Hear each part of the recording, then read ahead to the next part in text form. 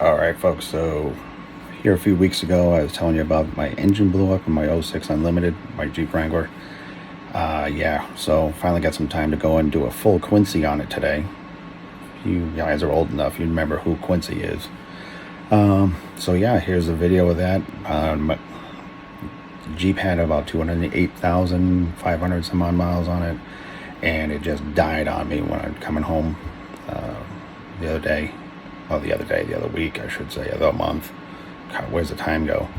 Yeah, it just felt like the cylinder just dropped right out of the sky, like instant no fire. Didn't know what the heck was going on. And got back to the house, did some preliminary stuff, changed the spark plugs. That didn't help any. I found 3 out of the 6 were bad. Did a compression check, and that's where I found I had 0 psi on number 5. So this is going to be, the following is going to be the reason why it had 0 psi. Take care. Okay, we're doing a full Quincy on this Jeep 4-liter, aka Coroner's Report.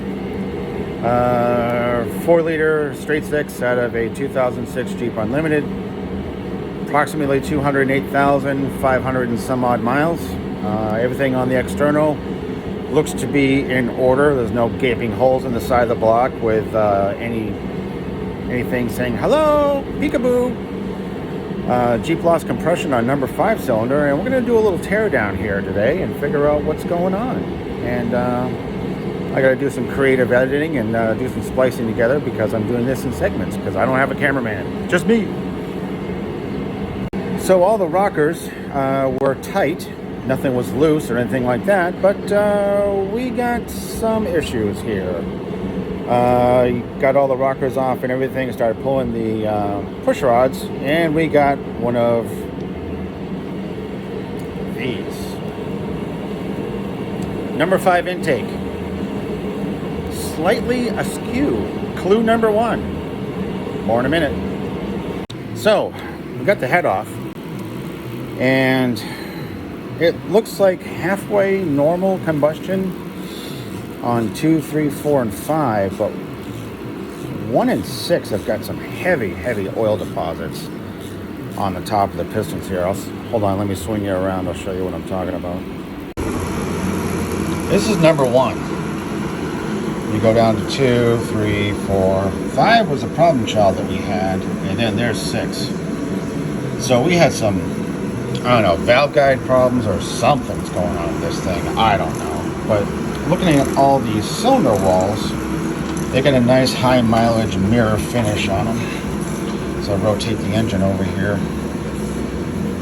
It doesn't look like I had a head gasket failure, but a lot of this crud that's on top of the pistons right here, well, exception to that, but has a lot to do with the crud that fell off from the inside of the combustion chamber. I'm not even feeling a ridge really.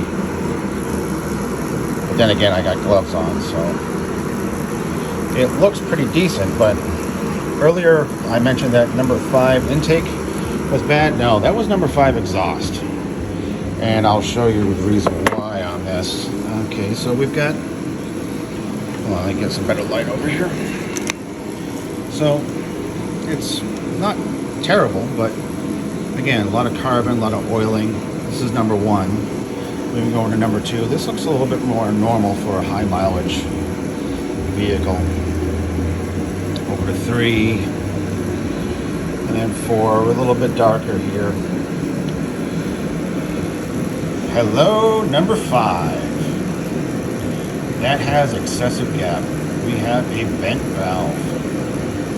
Why, I have no idea, but it is what it is.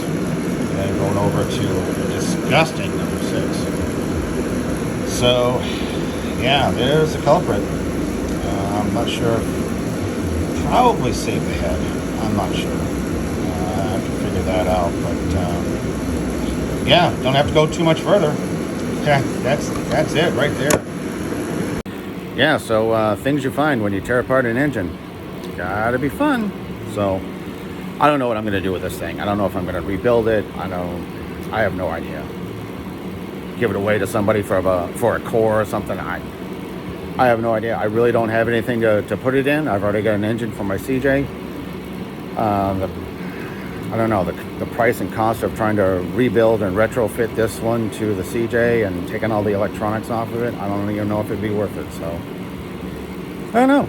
I'll have to see what happens. Probably just go in and sit in the corner with the rest of the collection of my junk out here. So, we'll figure out something or other. Take care, everybody.